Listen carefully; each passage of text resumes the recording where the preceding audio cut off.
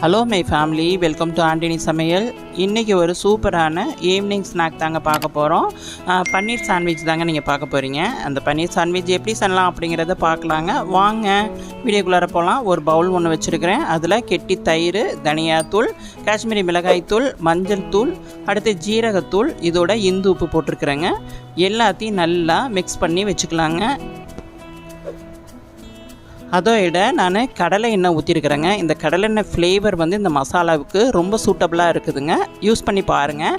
பொடியை கட் பண்ண பெரிய வெங்காயம், அடுத்து கொடமிளகாய், கார்ன், வேக வச்ச கார்ன் தாங்க நான் போட்டிருக்கிறேன். அதோட பொடியை கட் பண்ண பன்னீர் போட்டிருக்கிறேங்க. அதோட பொடியை கட் பண்ண கொத்தமல்லி போட்டிருக்கிறேன்.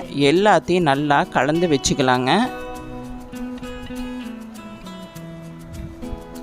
ஸ்டவ் ஆன் பண்ணிவிட்டு ஒரு சார்கோல் எடுத்துருக்குறேங்க. சார்கோல் நல்லா ஹீட் பண்ணிக்கலாம். அந்த பவுலில் ஒரு கிண்ணத்தில் நெய் ஊற்றி வச்சுருக்குறேங்க. இந்த சார்கோலை எடுத்து அதை போட்டுட்டு ஒரு லிட்டு வச்சு நம்ம மூடி வச்சுக்கலாங்க.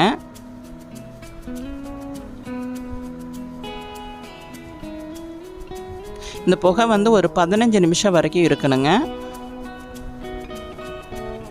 15 நிமிஷம் கழிச்சு நம்ம இதை எடுத்துருவோம். எடுத்துட்டு ஒரு கடாய் ஒன்று வச்சுருக்கலாங்க. அதில் பட்டர் ஹீட் பண்ணி முடிச்சதுக்கப்புறம் இந்த மசாலா எல்லாத்தையும் எடுத்து அதில் போட்டு நல்லா கலந்துக்கலாம். பச்சை வாசனை போகிற அளவுக்கு எல்லாத்தையும் நல்லா கலந்து முடிச்சதுக்கப்புறம் 1 ஸ்பூன் கடலை மாவு நான் போட்டிருக்கிறேங்க. இதையும் நல்லாவே கலந்துக்கலாம் இந்த மசாலாவோட சேர்த்து. அதோட பொடியாக கட் பண்ண கொத்தமல்லியையும் போட்டுக்கலாங்க. அதையும் நல்லா கலந்துக்கலாம். இப்போது நமக்கு சாண்ட்விச் பண்ணுறதுக்கு மசாலா ரெடிங்க. ஒரு கிரில் பேன் ஒன்று வச்சுருக்குறேங்க.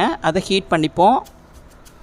ஒரு பிளேட்டில் நம்ம ஒரு 4 ப்ரெட்டு எடுத்து வச்சுருக்குறேங்க. இந்த ப்ரெட்டை வந்து நம்ம டோஸ்ட் பண்ண போகிறோங்க. இதில் மேலே வந்து நம்ம சீஸ் போட்டுக்கலாம். மொசரல்லா சீஸ் நமக்கு தேவையான அளவு நம்ம துருவி போட்டுக்கலாங்க.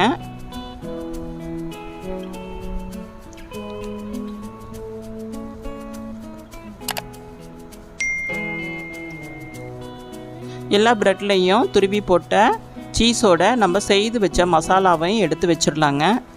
தேவையான அளவை எடுத்து வச்சுப்போம்.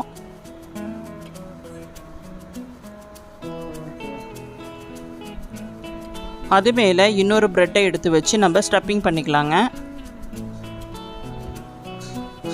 இந்த ப்ரெட்டை எடுத்து அப்படியே கிரில் பேனில் நம்ம வச்சுப்போங்க. இதில் எண்ணெயில் நம்ம சேர்க்க வேணாம். ஒரு சைடு வெந்ததுக்கப்புறம் இன்னொரு சைடு நம்ம திருப்பி போட்டுக்கலாங்க. இன்னொரு சைடு வெந்ததுக்கப்புறம் நம்ம எடுத்து வச்சுப்போம். எல்லா சாண்ட்விட்சையும் ரெடி ஆகிடுச்சுங்க. சூப்பராக. இதுக்கு நான் டிப்பு வந்து என்ன பண்ணியிருக்கேன் அப்படின்னு சொன்னால், கெச்சப்பும் மயோனைஸ் தாங்க நான் 2 ஒன்றா கலந்து தாங்க இங்கேருந்து பசங்களுக்கு கொடுத்தேன். அதை கட் பண்ணி காட்டுறேன் பாருங்கள். எவ்வளோ ஒரு ஃப்ளேவரபுளாக எவ்வளோ சூப்பராக இருக்குது பாருங்கள். இந்த சாண்ட்விச் உங்களுக்கு பிடிச்சது அப்படின்னு சொன்னாக்க ஆண்டனி சமையலுக்கு சப்ஸ்கிரைப் பண்ணிக்கோங்க. ஓகே, தேங்க்யூ, பாய்.